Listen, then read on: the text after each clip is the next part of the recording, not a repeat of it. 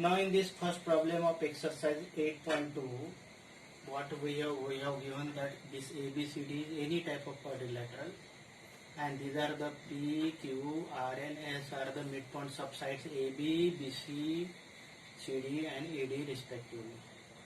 What we have to prove? We have to show three things. First of all, this SR parallel to AC, SR parallel to AC, then SR is half of AC, then SR and PQ are equal, and this quadrilateral ABCD is PQRS is parallelogram.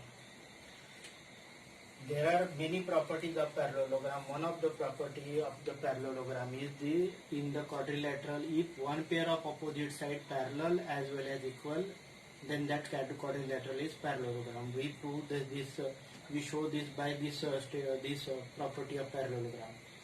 What we do, we try to prove that SR parallel to PQ and this SR is equal to PQ and SR parallel to PQ. Then definitely this PQRS become parallelogram. For that, what we do, we join this diagonal AC. What is given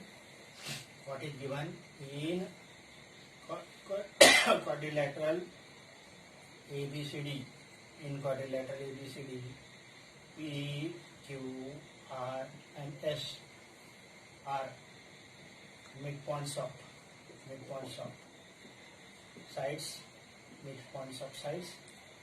AB, BC, CD, AD respectively. This is what is given. What is to show? These three things are to show. What we do? We construct. What we construct? We join diagonal AC. We join diagonal AC. Now due to this diagonal AC, this quadrilateral get divided into two triangles. These two triangles. Now let us think about the upper triangle. This upper triangle. This triangle. In this triangle, this is what say A, this is B and C, and this R and this S. Now you know that this S and R are the midpoints of sides AD and CD respectively. So definitely SR parallel to AC and SR is half of AC. What I say? In triangle ADC, S and R are midpoints of S and R are on the midpoints of AD and CD respectively. So applying midpoint theorem, it means that SR parallel to AC, this is number A, and SR equal to half of AC, this number B. This equation A and this number B reason midpoint theorem. This is A and this is B. Similarly, in this triangle also. Similarly, in triangle ABC, P and Q are the midpoints. P, Q are midpoints of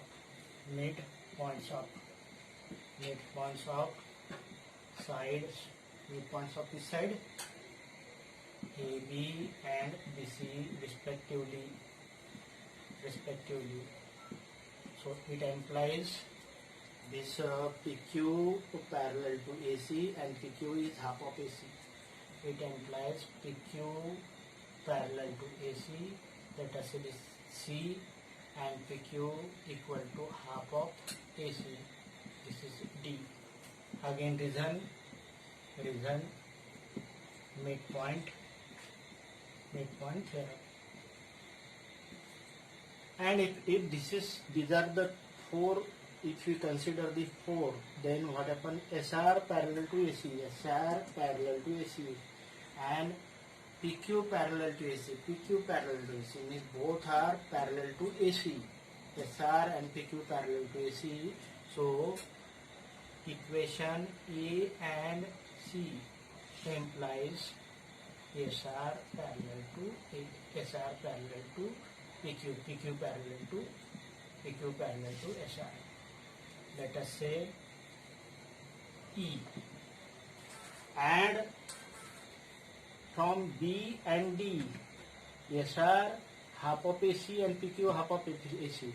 SR is also half of this and PQ is also half of this. So it implies from B and D, equation B and D, what we conclude? SR equal to PQ, PQ equal to SR, say F. So in this quadrilateral PQRS, PQ parallel to SR and PQ equal to SR.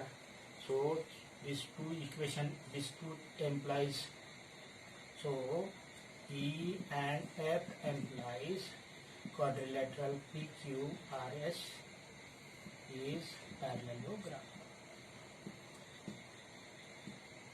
So we have done all these three things. First of all, SR parallel to AC. How SR parallel to AC? Because SR, what is SR parallel to AC? Because these are midpoint theorem. Then how do we conclude that PQ parallel to SR? Because SR parallel to AC and PQ parallel to AC. So from this A and C, we conclude that SR and PQ parallel and SR and PQ are equal, because SR is half of AC and PQ is half of AC, means SR equal to PQ. And from these two, SR parallel to PQ and SR equal to PQ, from these two we conclude that PQRS is parallelogram, because if in a quadrilateral one pair of opposite side parallel, with this parallel also and equal also, that is why it is parallelogram.